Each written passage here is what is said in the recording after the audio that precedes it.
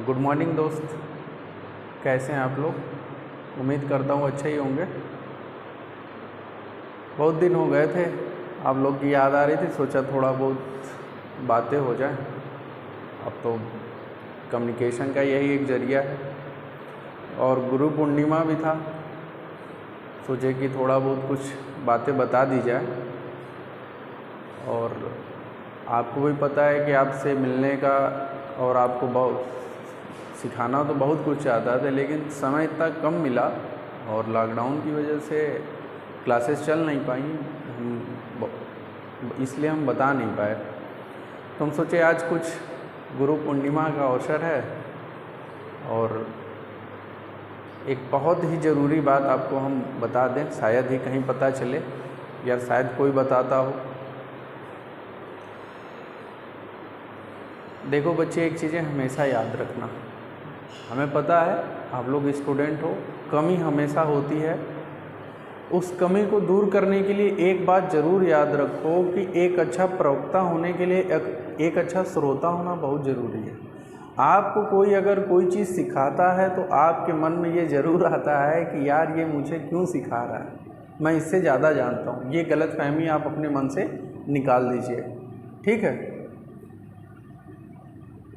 क्योंकि पता है आपको, एक बुज़ुर्ग आदमी के पास अगर आप बैठोगे ना तो वो 10 मिनट, आप उसके पास 10 मिनट बैठ जाओ तो 10 मिनट में आपको अपनी ज़िंदगी की इतनी अच्छी अच्छी अनुभव दे के चला जाएगा या सिखा देगा कि आप उसको सीखने के में बहुत समय लगा दोगे।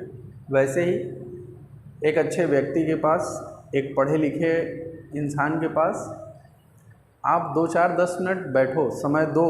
आप अपने आसपास जो भी लोग हैं उनसे पूछो, उनसे सीखो, क्या करें, कैसे करें, क्या करना चाहिए, या जो मैं कर रहा हूँ इसके बाद मैं क्या करूँ। इन्हीं सब रिलेटेड से मैं आज आपको बहुत ही इम्पोर्टेंट चीज़ें बताने जा रहा हूँ। ये जो बातें हैं ये किसी एक पर्टिकुलर ब्रांच से नहीं है। हालांकि मैं सिविल से हूँ, ठीक है, सिविल के बारे में बात करना चाहिए, लेकिन यहाँ पे बालक सभी की बातें हैं। तो इसीलिए मैंने पहले ही लिख दिया था जो भी बातें होंगी यहाँ पे हर ब्रांच के लिए होंगी, ठीक है। तो ध्यान दीजिएगा, हमारा टॉपिक है what to do after diploma and how many sector joiners, ठीक।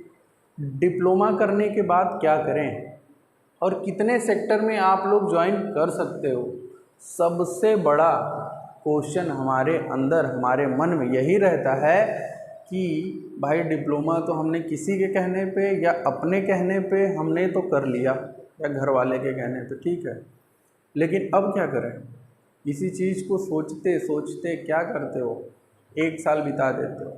और कुछ के मन में ये रहता है कि भाई अभी तो हमने 3 साल पढ़ा है, 1 साल तो आराम करेंगे ही करेंगे। उस 1 साल में बच्चा आपसे कितने लाखों पर हर साल कम से कम 32 से 33 लाख लोग निकलते हैं, और वो निकल के कहाँ आते हैं,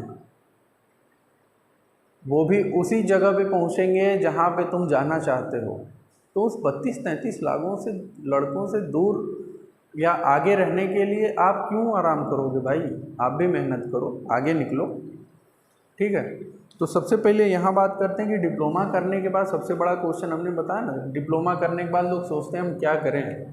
तो उन्हीं कन्फ्यूज़न को दूर करने के लिए हम एक सिंपल सा, या जैसे जैसे हम तरीका बताते हैं वैसे आप उसमें से आप चूज़ करिएगा कि हमको करना क्या है। लेकिन डिप्लोमा के बाद कहाँ कहाँ आप जा सकते हो, क्या क्या आप कर सकते हो, पूरा का पूरा मैं यहाँ पे डिस्क्राइब करूँगा, ठीक है। अच्छे से सुनिएगा, अच्छे से समझिएगा। पहला तो इसमें डिप्लोमा के बाद हमारे पास 4 ऑप्शन होते हैं, ठीक है। कितने? 4। पहला जो होता है एजुकेशन,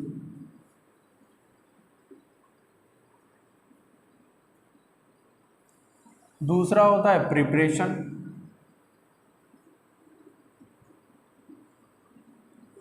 तीसरा होता है प्राइवेट सेक्टर,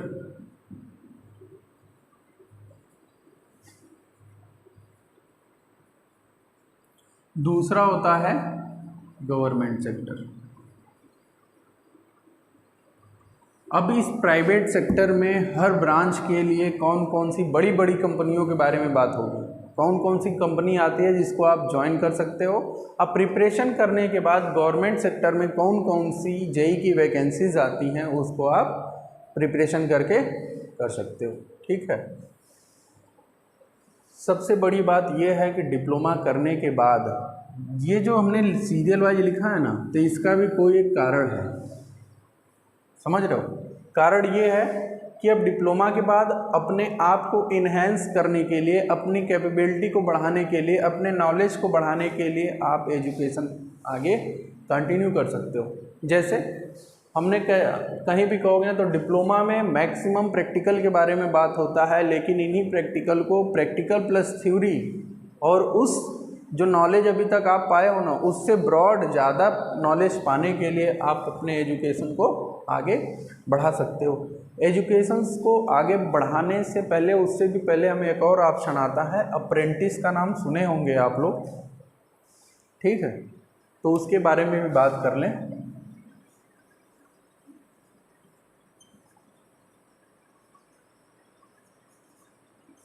अप्रेंटिस, तो पहला जो जो हम बता रहे हैं उसको आप नोट करते चलना, या नहीं तो आपको हम इस डिस्क्रिप्शन में आपको लिंक मिल जाएगा, वहाँ से PDF आप डाउनलोड कर सकते हो। पहला अप्रेंटिस का ऑप्शन होता है।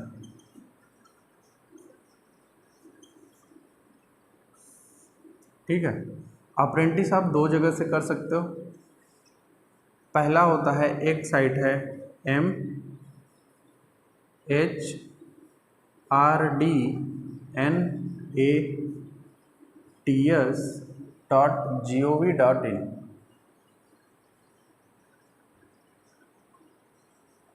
यहाँ पे आपको जाके अपने आप को इनरोल करना होगा। ठीक है, ये बालक स्मॉल लेटर है, कैपिटल ना बनाना।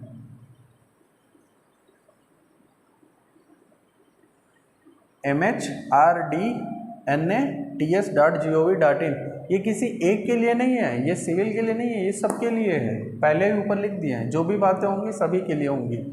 MHRDNATS। दूसरा होता है boardnr.org।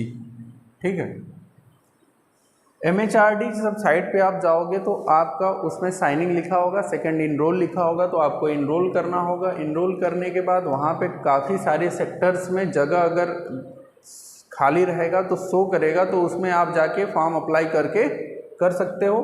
बोटेनॉर में पहले आपको अपना पूरा डिटेल भरना होगा। डिटेल भरने के बाद आपको वहाँ से एक PID जनरेट होती है। PID का मतलब होता है रजिस्ट्रेशन नंबर।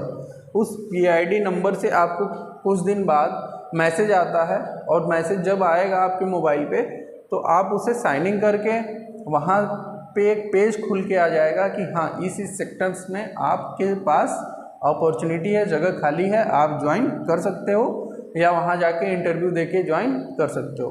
ठीक है, दो चीज़ें हैं अप्रेंटिस के लिए, दोनों में गवर्नमेंट की तरफ से कुछ आपको पैसे भी दिए जाते हैं, 7,000 से 8,000 के लगभग, और यहाँ पे 3,500 से 5,000 के आसपास मिलता है। ठीक है, तो आप इनको ज्वाइन कर सकते हो, कोई दिक्कत। देखो ये सब बातें हम सोचे थे कि आपको बता देंगे, बट क्लास भी ओपन नहीं हो पाई और समय भी नहीं मिल पाया कि हम आपको बता सकें। ठीक है, और ये शायद ही सभी लोग बताते होंगे, और लेकिन मैं कहा कि आपसे बात करने का मन था, इसलिए मैं सोचा कि थोड़ा बहुत कुछ बातें शेयर की जा सकती हैं। ठीक है, ये तो थी आपकी अप्रेंटिस, पहला ऑप्शन था। अप्रेंटिस के बाद बच्चा आता है एजुकेशन के सेक्टर में। ठीक है, तो एजुकेशन में पहले आप एडमिशन ले सकते हो बीटेक, लेटरल एंट्री, ठीक है। लेटरल एंट्री में क्या होता है कि सेकेंड ईयर में, बीटेक में सेकेंड ईयर में एडमिशन होता है और सेकेंड ईयर से आप पढ़ाई कर सकते हो। ये 3 साल का होता है, ठीक है। उसके बाद सेकेंड आता है, आप कर सकते हो AIME certification course,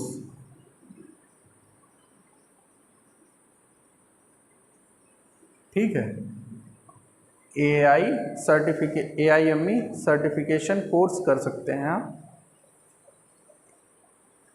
associate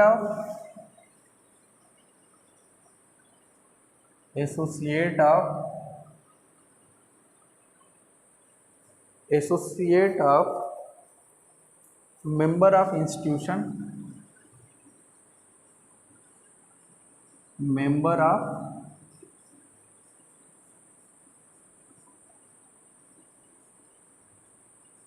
institution of education engineering, ठीक है। AIME सर्टिफिकेशन का फ़ायदा आपको ये होता है कि एक AIME कहते हैं कि आपको एक तरह से डिग्री देता है जो पार्ट टाइम भी होता है, रेगुलर भी होता है, 3 साल का कोर्स होता है, ठीक है। एज ए बीटेक का लेवल मानते हैं, ठीक। तीसरा होता है BE कर सकते हो, ठीक है। तो अगर आपको ग्रेजुएट है, ये डिप्लोमा ग्रेजुएशन में नहीं आता है बालक, ठीक है। अगर ग्रेजुएट करना है तो आप बीटेक कर सकते हो, AIME सर्टिफिकेशन और BE। तो इन दोनों से ज़्यादा ऑप्शन जो मैंने किया है बीटेक किया है। क्यों? क्योंकि इनसे थोड़ा बहुत नॉलेज में कोई कंप्रोमाइज़ नहीं है, नॉलेज बराबर है, बट कह सकते हैं कि हम ज़्यादा मेहनत नहीं करते हैं, हम ज़्यादा मेहनत हमें नहीं करना चाहते हैं, तो उनके लिए ये बीटेक होता है।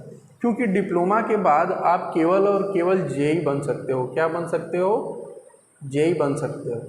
और मैं नहीं चाहता कि आप JEE बन के एक ही पोस्ट पे 10 से 15 साल बिताइए।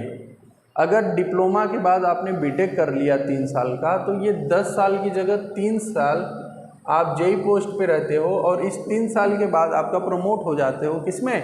AE में। JEE के बाद AE में, ठीक है। AE के बाद क्या होता है? एग्जीक्यूटिव, ठीक है। फिर एग्जीक्यूटिव के बाद होता है IAS या CE जो होते हैं, ठीक है। तो आप बीटेक कर सकते हो, AIME कर सकते हो, BE कर सकते हो। ये तो आपका एजुकेशंस में था, प्रिपरेशन कर सकते हो, ठीक। मैं सबसे सरल तरीका बताऊंगा अभी आपको। सबसे सरल तरीका जो मैंने किया, जिसमें समय भी न बर्बाद हो और आप जिस तरह से ये दुनिया तेज़ी से बढ़ रही है उसी तरह आप भी बढ़ सकते हो, उसी के हिसाब से। कैसे? ये एक बार ध्यान से सुनिएगा। मैंने पहले भी बताया था, ये जो मैंने सीरियल वाइज लिखा है इसका भी कोई ना कोई एक कारण है, ठीक है बालक। पहले आप बीटेक में एडमिशन ले लो। अगर किसी को कोई दिक्कत हो तो मेरे से संपर्क कर सकता है। बीटेक में एडमिशन लिया, आप एडमिशन लेके अब वो समय नहीं रह गया कि आप क्लास करते हो या क्लास करो, ज़रूरी नहीं है। बहुत सारे इंस्टीट्यूट हैं, एडमिशन आपने ले लिया, आप बस पेपर देने जा सकते हो। बाकी जो भी पढ़ना है आप किताब लेके खुद ही पढ़ सकते हो और बाकी अलग से पढ़ने की कोई ज़रूरत नहीं है। एडमिशन लेने के बाद आप यहाँ पे किसी कोचिंग में, या अगर आपको खुद पढ़ाई करनी है तो कौन कौन सी बुक प्रीफर करना है आप मेरे से इसमें पूछ सकते हो और कांटेक्ट कर सकते हो, ठीक है। तो मैं आपको बता दूंगा, यहाँ पे जो किताब आप पढ़ोगे इसके पेपर में काम आएगा। दोनों काम हुआ, समय बचा, ठीक है। अभी बीटेक करते या प्रिपरेशन करते तो समय देते कि नहीं देते अलग से, तो ये समय 1 साल बर्बाद नहीं जाएगा, इसी में एडजस्ट हो जाएगा। अब यहाँ पे जब आपने प्रिपरेशन किया, प्रिपरेशन करने के बाद अब आप सोचते हो कि यार घर से बहुत ज़्यादा पढ़ लिया, घर से पैसे ले लिए, तो इसके लिए आप कहीं प्राइवेट सेक्टर में जा सकते हो, ठीक है।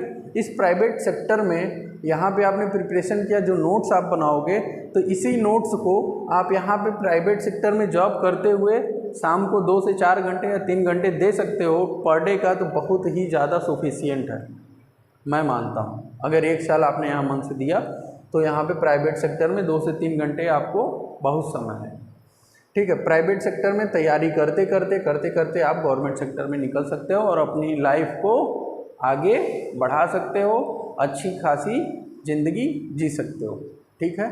ये सभी नहीं बताएंगे, ये मैंने पहले भी बताया था कि एक किसी पढ़े हुए इंसान या किसी बुजुर्ग के पास अगर आप बैठोगे तो वो अपनी ज़िंदगी की 10 मिनट में पूरी की पूरी कहानी आपको बता देगा और वो आपको आगे कभी भी कोई दिक्कत नहीं होगी।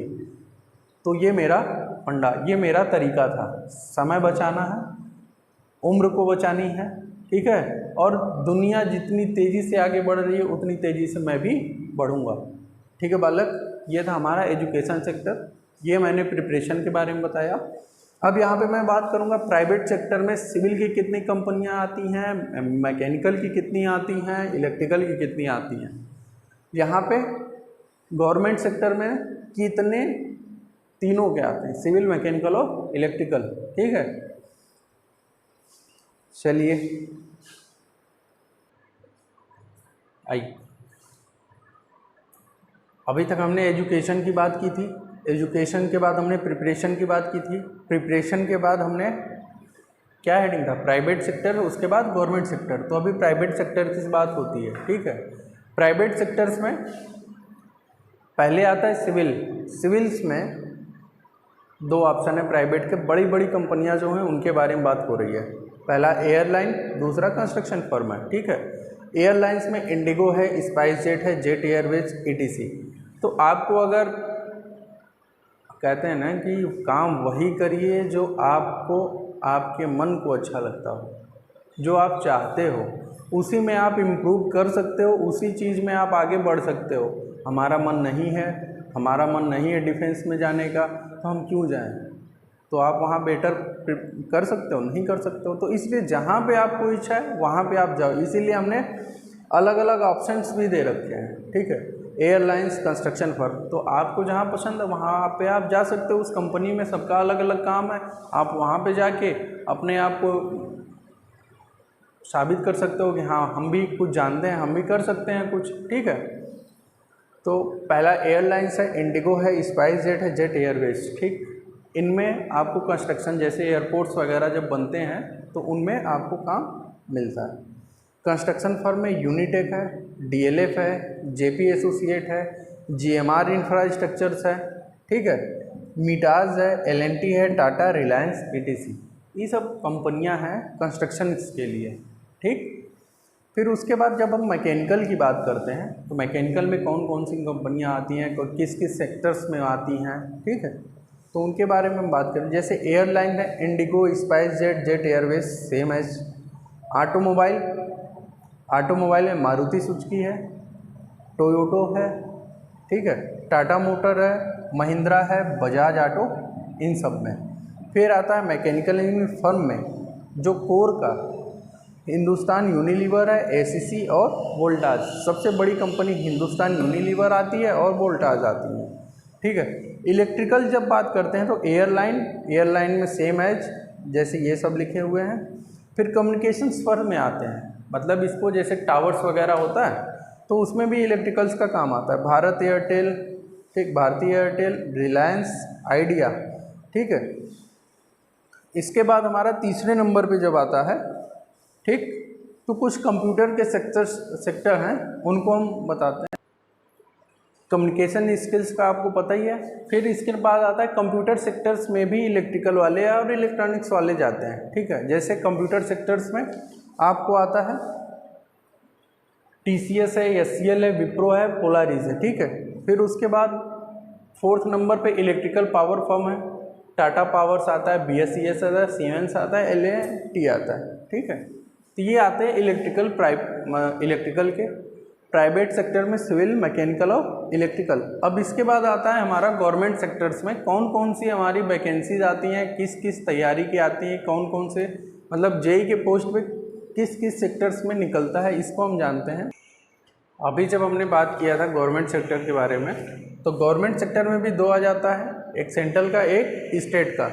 सेंट्रल का जब आता है तो सेंट्रल वाला एसएससी जेई, आरआरबी जेई, ठीक है, और एफसीआई जेई, इन सब की वैकेंसी निकालता है। इसमें मैकेनिकल, इलेक्ट्रिकल और सिविल तीनों रहता है, ठीक है। वैसे ही इंडियन आर्मी में सिविल की आती है, मैकेनिकल की आती है, इलेक्ट्रिकल बहुत कम आती है। गेल में देख लीजिए, गेल में भी तीनों मिल जाएंगी आपको। ओएनजीसी में आपको मैकेनिकल और इलेक्ट्रिकल, मैं यहाँ पे लिख देता हूँ,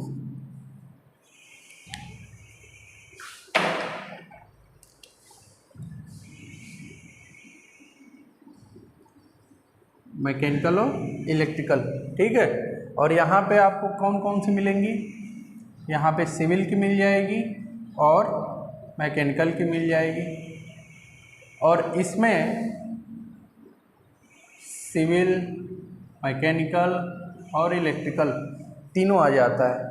इसमें भी आपको तीनों मिल जाएगा, सिविल, मैकेनिकल और इलेक्ट्रिकल, ठीक है।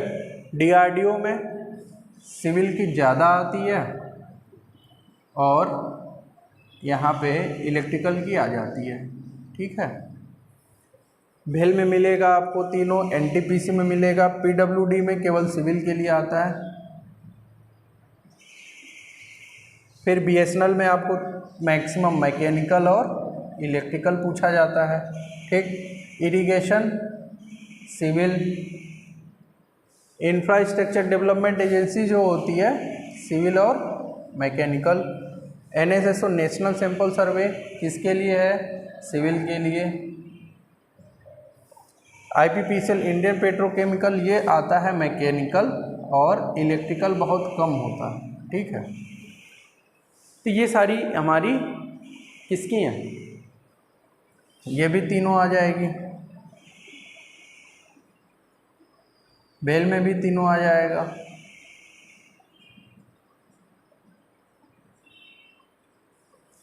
तो ये हमारा सेंट्रल गवर्नमेंट की जो वैकेंसीज निकालती हैं, ये इतने सारे सेक्टर्स में निकालती हैं। वैसे ही स्टेट गवर्नमेंट में अलग अलग स्टेट में अलग अलग हमारा डिपार्टमेंट होता है, ठीक है, और हर डिपार्टमेंट अपना अलग अलग निकालता है। जैसे उत्तर प्रदेश में हम देखेंगे तो यूपी SSSC जेई की निकलती है, यूपी PCL जेई की नहीं, यूपी RBNL और उत्तर प्रदेश जल निगम, ठीक है। दिल्ली में देखेंगे DSSB जेई का निकलता है, जल बोर्ड का निकलता है। हरियाणा में SSC जेई का, HSSC जेई का निकलता है। मध्य प्रदेश में MPSSC जेई का निकलता है। बिहार में BPSC जेई, BTSC जेई और स्पेशल सर्वे आमीन का निकलता है, ठीक है बालक। तो ये था हमारा कितने सारे ऑप्शंस होते हैं डिप्लोमा करने के बाद के, ठीक है। तो हमें लगता है कि काफ़ी सारी जानकारी और काफ़ी सारे कन्फ्यूज़न, जो भी कन्फ्यूज़न होता है या जो भी कन्फ्यूज़न रहा होगा, सब यहाँ पे दूर हो गया होगा, ठीक है। अब बात आती है कि बालक आप जाओगे कहाँ या जा कैसे सकते हो या करना क्या चाहते हो, उसके बारे में। तो बेटा देखो, हमने तो अपनी तरफ से जितना हम कोशिश किए कि आप लोगों को बता दिया जाए, थोड़ा बहुत नॉलेज हो जाए, थोड़ा बहुत आप लोग हर चीज़ों के बारे में रूबरू हो जाइए। हमें नहीं लगता कि शायद ही कोई बताता हो, बट हमें लगा कि आप लोगों से यहाँ पे मिले हुए बहुत ही कम समय हुआ और हम मिल भी नहीं पाए थे उतना, ना आप लोग हमें अच्छे से जान पाए, ना हम आप लोग को अच्छे से जान पाए। तो इसलिए हम सोचे कि बहुत सारी चीज़ें हैं जो क्लास में नहीं बताई जा सकती, ठीक है, ना ही कोई बता पाएगा। तो इसलिए इसके माध्यम से हम सोचे कि थोड़ा बहुत आप लोग को बता दें। और एक चीज़ ध्यान रखिएगा, मैं पहले भी लड़कों के लिए था, हूँ और आगे भी रहूँगा। बस उन्हीं लड़कों के लिए जो वाकई में पढ़ना चाहते हैं, कुछ करना चाहते हैं, तो उनके लिए मेरी मोबाइल हमेशा 24 घंटा भी ऑन रहती है। अगर कोई भी दिक्कत हो पढ़ाई से रिलेटेड तो आप किसी भी समय कांटेक्ट कर सकते हैं।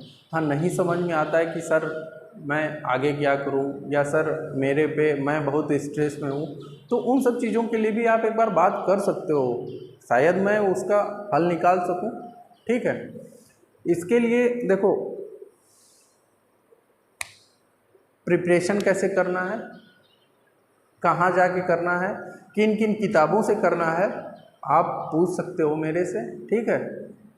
उसके बाद एजुकेशन सेक्टर्स में अगर आप जाना चाहते हो तो भी आप एक बार कांटेक्ट कर सकते हो। अच्छा, एक चीज़ और है बालक,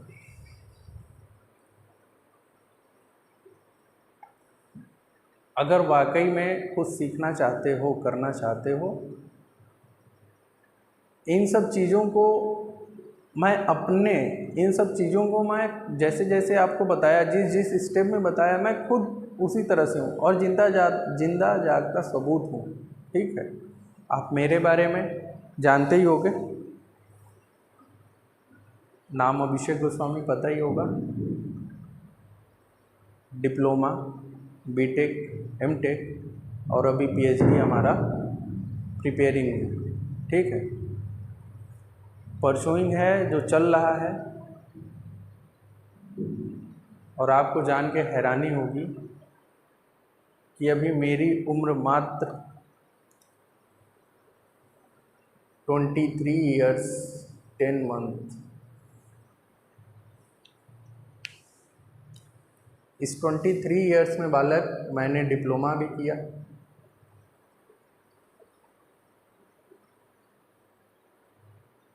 बीटेक भी किया,